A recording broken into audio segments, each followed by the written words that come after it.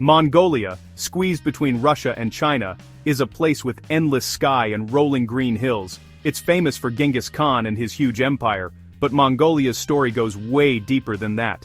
Here, history is written on the wind and carried by people who move around with their animals across huge grassy lands. Mongolia is landlocked, meaning it has no ocean coast, and this has really shaped its people and their way of life. For hundreds of years, Mongolians have lived with the land, moving with the seasons and their animals. This strong connection to nature is what makes them who they are.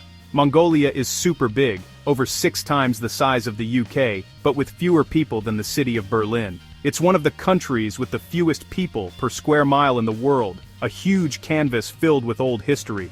Old tribes left behind mysterious deer stones and monuments, and their spirit of being free is still alive today. The Mongol Empire once connected the East and West, changing history forever.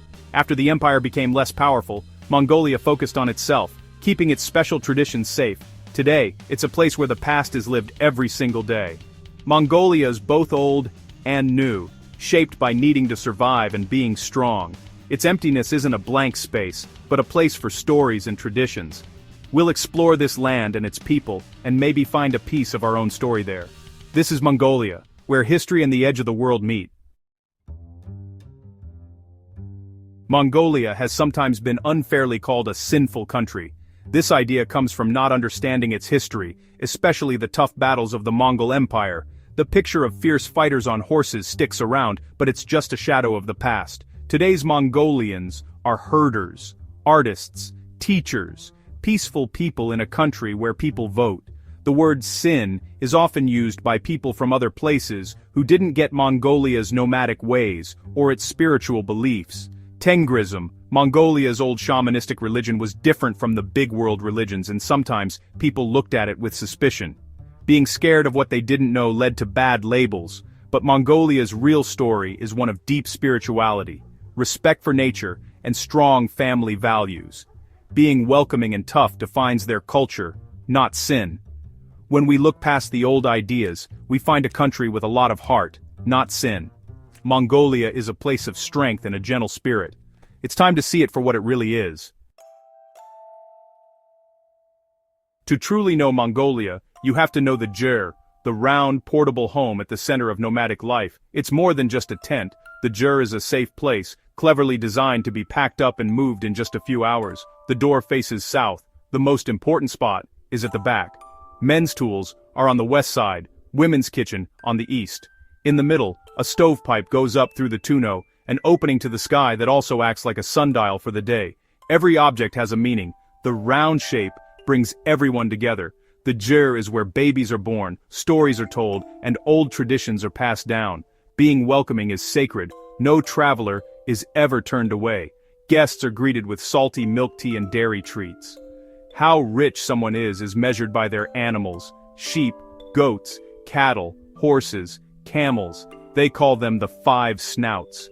These animals give them food, clothes, and fuel. Life moves with the herds, looking for fresh grass and water. This way of moving around is a smart way to deal with Mongolia's harsh weather.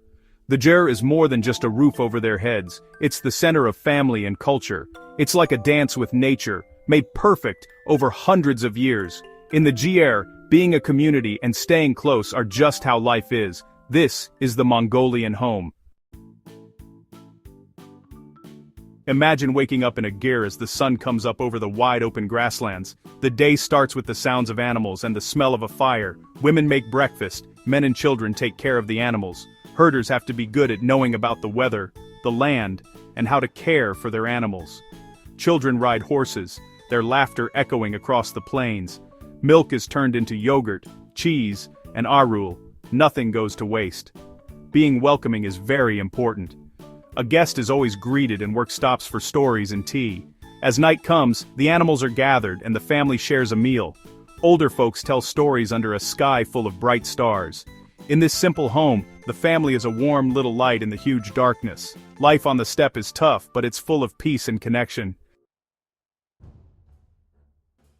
Mongolia's land is amazing and wild, a place of extreme differences. The eastern steppe is like a sea of grass, home to gazelles and eagles, showing the Mongolian spirit of freedom. To the south is the Gobi Desert, rocky, dramatic, and home to wild camels and dinosaur bones. The Gobi freezes in winter, teaching people to be strong in tough conditions. In the north and west, the Altai Mountains rise, snowy peaks, clear lakes, and forests. Here, Kazakh eagle hunters keep old traditions alive. Mongolia's landscapes go from desert sands to tall mountains, grasslands to forests. The weather is extreme, winters are super cold, summers are short and hot, and storms can come out of nowhere. These challenges have made Mongolians tough and clever. They don't fight nature, they learn to live with it. The land isn't just a background, but a character in Mongolia's story. Living here means knowing how to read the signs of the earth and sky. The different kinds of land shape every part of life. Mongolia's geography shows how people survive and adapt. It's a grand picture, painted by nature and lived by its people. Mongolia's culture is like a living orchestra of old traditions. Throat singing, or kumi, lets singers make two notes at once, sounding like nature. Food is hearty, meat and dairy from the land, with dishes like korkhog and booze. Festivals like Nadam celebrate wrestling, horse racing, and archery. The skills of people who move around and warriors. Nadam is a national party that celebrates their history and community. Traditional clothes called the deal are both useful and pretty, with colors and patterns showing who they are. The deal is more than just clothes. It's art and history worn every day. Mongolia's traditions are alive in music, food, festivals, and how they dress. These customs connect people to their ancestors and the land. Culture here isn't just remembered, it's lived. Mongolia's symphony is one of pride, strength, and joy.